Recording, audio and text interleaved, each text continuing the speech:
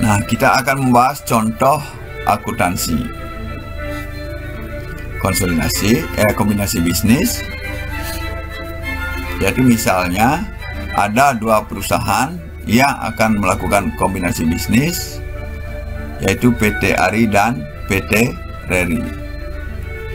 Masing-masing berdasarkan nilai buku dan nilai wajar, ya. Nah, pertama kita harus menghitung aset bersih berdasarkan nilai wajarnya dari perusahaan yang melakukan kombinasi bisnis ini. Aset bersih berdasarkan nilai wajar untuk PT ARI itu 3.225 juta dikurangi 500 juta. Itu total aset berdasarkan nilai wajar dikurangi total kewajiban berdasarkan nilai wajarnya juga. Sehingga aset bersih nilai wajar PT ARI itu adalah 2.725 juta. Dengan cara yang sama kita menghitung aset bersih PT RERI itu sebesar 825 juta. Nah, selanjutnya asumsikan pada tanggal 31 Desember 2000A kombinasi bisnis mengambil bentuk hukum merger antara PT ARI dan PT RERI. Nah, di sini PT ARI sebagai entitas yang tetap beroperasi menerbitkan 50.000 lembar saham biasa tanpa nilai nominal dan tanpa nilai pasar. Untuk memperoleh aset bersih PT RERI, biaya pencatatan dan penerbitan sahamnya adalah 20 juta rupiah dan biaya langsung lainnya 40 juta rupiah. Nah, bagaimana transaksi ini dicatat oleh pengakuisisi, ya, berdasarkan 3 metode yang dijelaskan tadi. Nah, pertama, pencatatan atas biaya transaksi, yaitu biaya langsung 40 juta dan biaya penerbitan saham 20 juta. Perhatikan, untuk metode pembelian, ya, biaya akuisisi 40 juta itu merupakan komponen harga perolehan investasi, sedangkan biaya pencatatan dan penerbitan saham 20 juta pengurang premium atau tambahan modal di setor. Sedangkan pada metode akuisisi, biaya akuisisi 40 juta merupakan biaya periode berjalan dan biaya pencatatan dan penerbitan saham 20 juta merupakan pengurang premium atau tambahan modal di setor. Sedangkan pada metode penyatuan kepentingan, semua biaya transaksi tersebut dimasukkan ke dalam biaya periode berjalan. Nah, kita lihat jurnal yang dibuat atas ketiga metode tersebut. Perhatikan,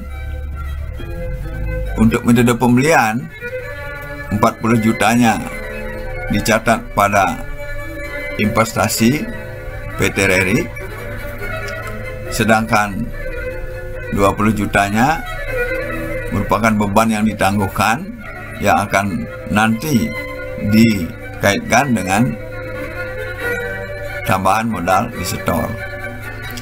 Sedangkan pada metode akuisisi 40 jutanya diakui sebagai beban lain dan 20 jutanya diakui sebagai beban ditangguhkan. Sedangkan pada metode penyatuan kepentingan, seluruh biaya yang tersebut diakui sebagai beban periode, yaitu beban lain-lain. Nah, yang kedua, kita akan membuat jurnal penerbitan sahamnya, yaitu atau mencatat investasinya. Perhatikan di sini sahamnya tanpa nilai nominal dan tanpa harga pasar. Kalau sahamnya itu tanpa harga pasar, maka satu-satunya cara adalah nilai saham itu ditentukan oleh nilai wajar atas perusahaan yang diakuisisi, sehingga investasi sahamnya ya dihitung berdasarkan nilai wajar atau aset bersih daripada PT RRI, yaitu 825 juta.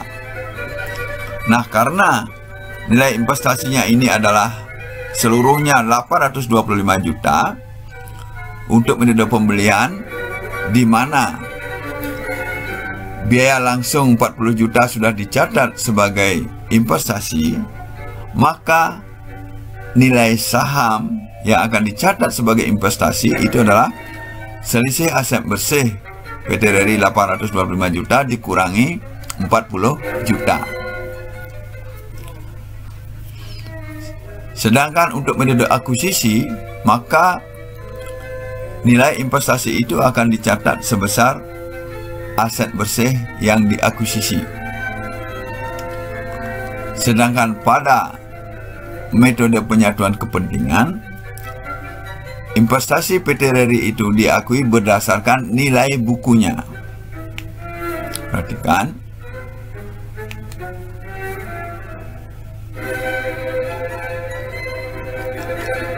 Sehingga jurnalnya, perhatikan, pada metode pembelian, investasi PT RRI didebat sebesar 785 juta, selisih 825 dikurangi 40. Kemudian kreditnya adalah modal saham 765 juta karena sahamnya ini tanpa nilai nominal, ya, dan beban ditangguhkan 20 juta.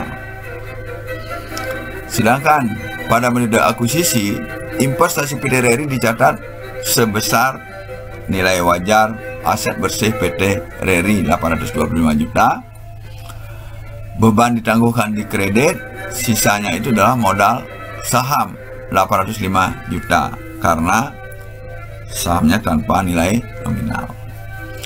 Sedangkan pada metode penyatuan kepentingan, investasi PT RRI dicatat sebesar nilai buku, yaitu 650 juta.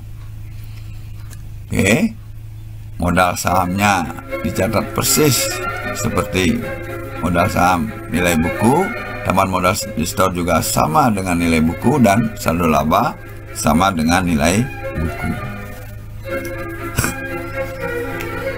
Selanjutnya adalah penerimaan aset bersih dari perusahaan yang diakuisisi serta menyerahkan saham. Oke. Investasi akan dikredit dan aset bersihnya akan didebit. Perhatikan, untuk metode pembelian kas, semua aset bersih ini dari kas, piutang bersih, persediaan dan seterusnya itu berdasarkan nilai wajar.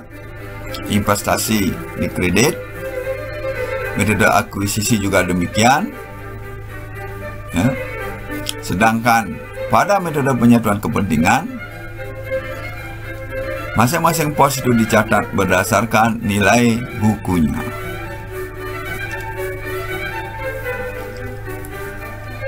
Oke.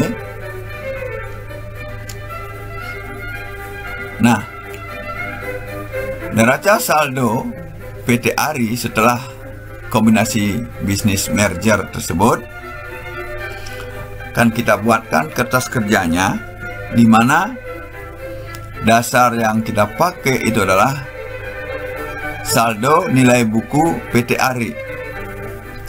Ya, saldo nilai buku PT ARI itu menjadi saldo awal, kemudian akan ditambah dengan jurnal yang sudah dibuat berdasarkan masing-masing metode, sehingga kita dapat menghitung saldo setelah merger untuk masing-masing metode akuntansi. Oke. Nah, kalau seandainya disusun laporan keuangan dari saldo ini, kita ambil dari saldo setelah jurnal kombinasi bisnis tadi untuk masing-masing metode.